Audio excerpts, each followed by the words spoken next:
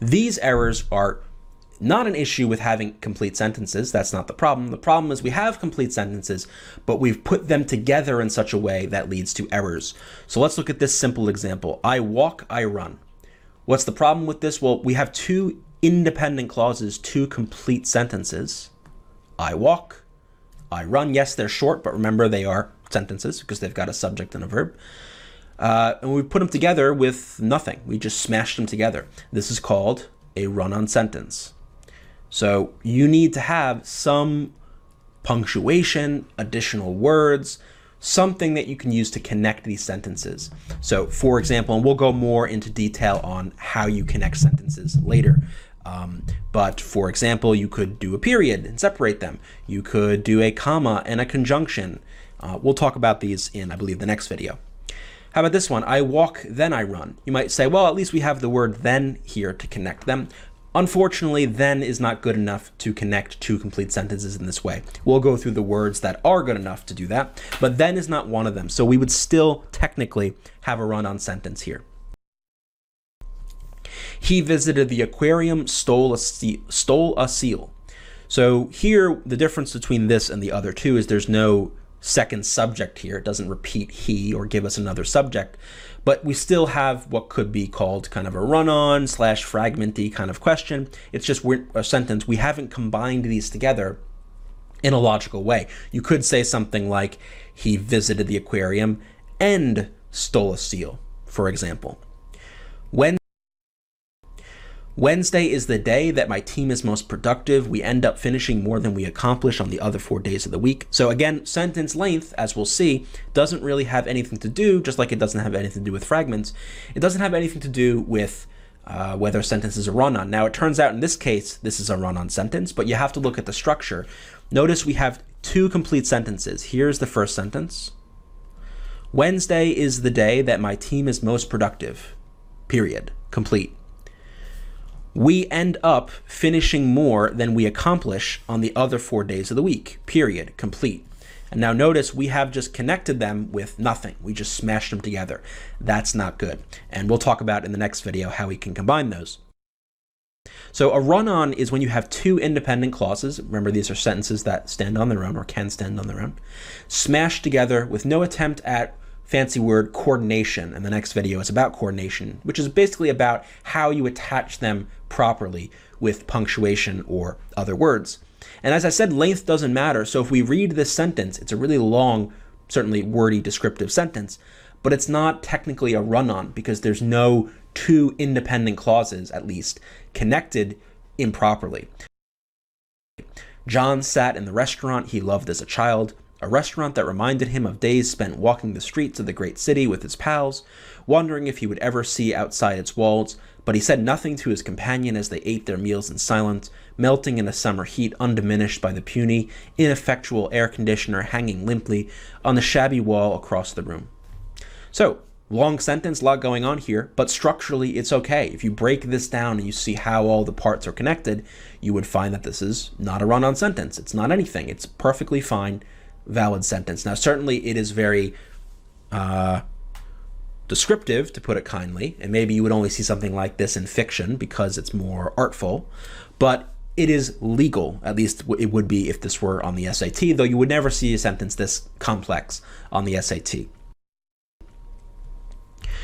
What about if we had just added a comma? So a lot of people say, okay, I understand that I can't just smash them together for no reason. I have to punctuate them somehow. What if I added a comma, such as I walk, comma, I run, or I walk, comma, then I run? And unfortunately, this is still an error. We call this error the comma splice. These are a bit trickier because it seems like the comma does the work we need it to do. It seems like this flows okay. You know, there's a comma there, so we take a breath or we pause and it seems to flow, seems to sound good. But structurally, it's no better than a run-on. Really, a comma splice is a run-on sentence where we've just used a comma and nothing else. So only a comma to separate two complete sentences is not good enough. And let's look at some other examples. The Yankees played my high school baseball team, comma, we won. Two complete sentences, just separated with a comma, no good. That's not something that we can get away with. We would have to connect these with additional words or in a different way. And we'll talk more later about how we do that. Yogi Berra is nothing like Yogi Bear. He doesn't like picnic baskets. Again, we've got two complete sentences. Yogi Berra is nothing like Yogi Bear. He doesn't like picnic baskets. Two complete sentences just separated with a comma. No good. First, I will buy a Lamborghini. Second, I will buy a bucket of white paint. Finally, I will splash the leather interior of the Lambo with white paint. Just because we've structured this sentence with first, second, finally, to show the steps of some action, this is not a complete, or it's not a properly coordinated or punctuated sentence. We can't just use commas here to connect main sentences. No matter how good or smooth it sounds, it's about the structure. In the previous video, we looked at examples of sentences that were put together improperly. Either there was no punctuation at all and that made it a run-on, or we at least tried to add a comma, but that was a comma splice. You can't just connect two sentences with a comma, and here are just two examples, right? Here was our run-on, and here's our comma splice. And we said there that what you have to do is make sure they're properly coordinated.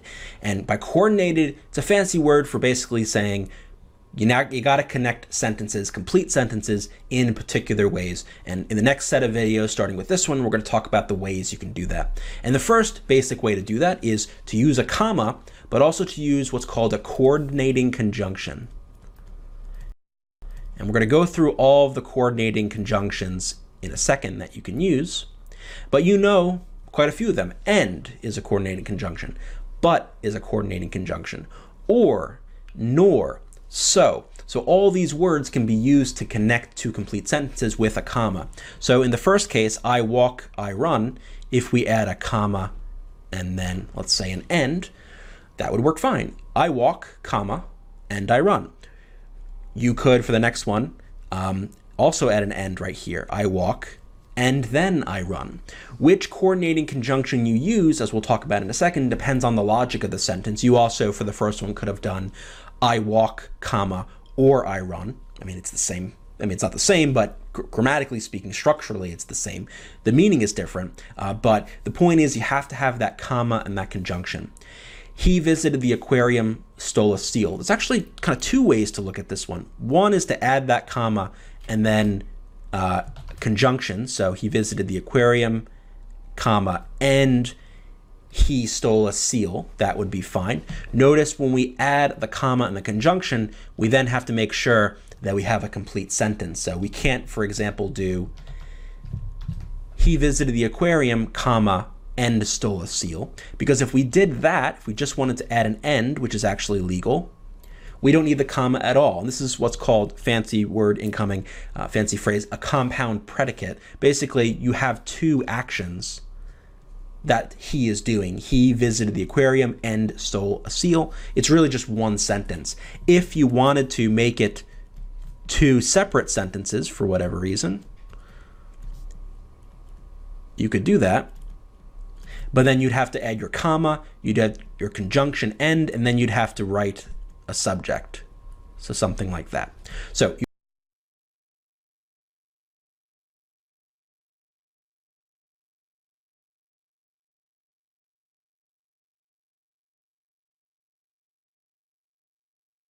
but just two different ways of looking at it. Wednesday is the day that my team is most productive. We end up finishing more than we accomplish on the other 4 days of the week. So we would need to coordinate these properly. This is a run-on, as we saw previously. So we can add a comma here, and then the conjunction I would use in this case, if we wanted to use a coordinating conjunction, would be for. For, as we'll see, is one of our coordinating conjunctions. It basically means like because. Wednesday is the day that my team is most productive, for we end up finishing more than we accomplish on the other 4 days. Notice again, comma and a conjunction.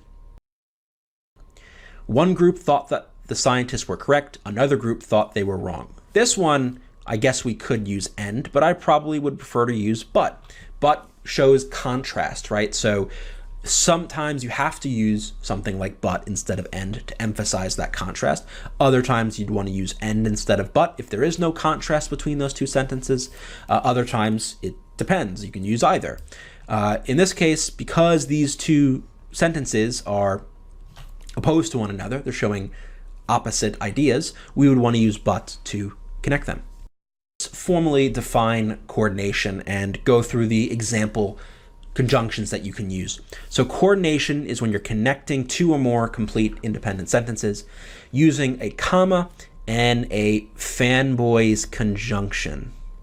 So fanboys is an acronym that we can use to remind us of what the 7 proper coordinating conjunctions are. So here is fanboys, and they stand for, and, nor, but, or, yet, and so. Some of these conjunctions are used more often than others, like and but. Ones like for or nor or yet are a little bit more, quite a bit rarer, but all of them technically are legal. So let's look at some example sentences that use these. I shook his hand, for he was a jolly good fellow. Remember, for essentially here operates like because. So you could write this as I shook his hand because he was a jolly good fellow. Sure, no problem with that. We also could do comma and the conjunction for to connect them, no problem.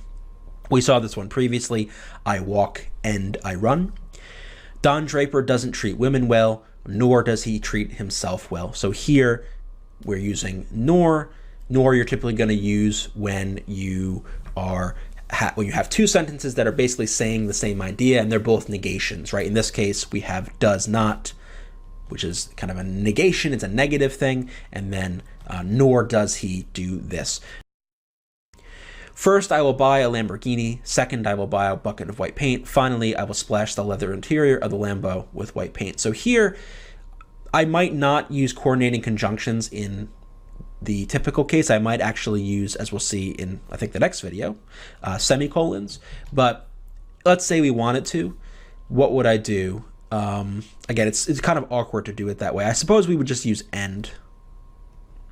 First, I will buy a Lamborghini, and second, I will buy a bucket of white paint, and finally, I will splash blah, blah. So that would be, I guess, an okay way to do it. It's not what I would prefer, but that's more of a stylistic thing. Structurally, though, that's fine. Notice you can connect more than one sentence with this comma and a conjunction. The paleontologists were stunned at their discovery. It